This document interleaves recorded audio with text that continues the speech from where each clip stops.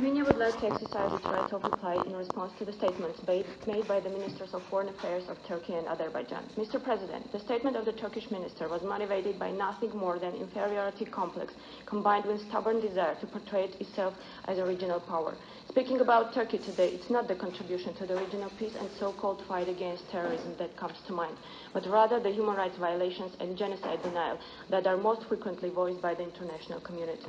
Turkey, which stands too far from being ruled by democratic principles, is the last country that can speak about human rights violations in any part of the world. Thousands of journalists, human rights defenders and activists, academia and opponents of the current Turkish government are in jail or in exile.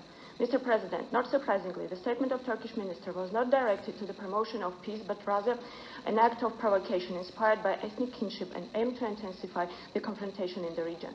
Meantime, we understand that Mr. Çavuşoğlu was aiming to distract the attention of the international community from the gravest international crime committed by Ottoman Turkey, the Armenian genocide. Turkey, first of all, should face its own history and refuse from the state policy of systematic denial of the fact of the Armenian genocide. The denial of genocide is widely recognized as the final stage of genocide, trying to secure impunity for the perpetrators and paving the way for future genocides. Turkey's propaganda on Nagorno-Karabakh conflict is strongly biased and destructive. Not surprisingly, Mr. Çavuşoğlu's statement is precisely matching with the statement made by the Azerbaijani foreign minister, which have nothing in common with the reality.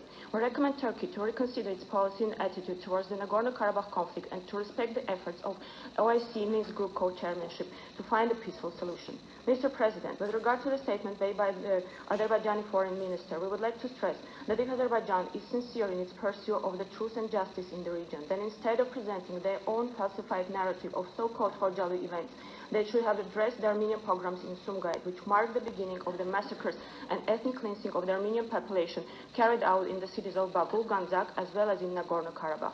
Excessive and artificial cultivation of false victimhood is not the best way to prepare the populations for peace.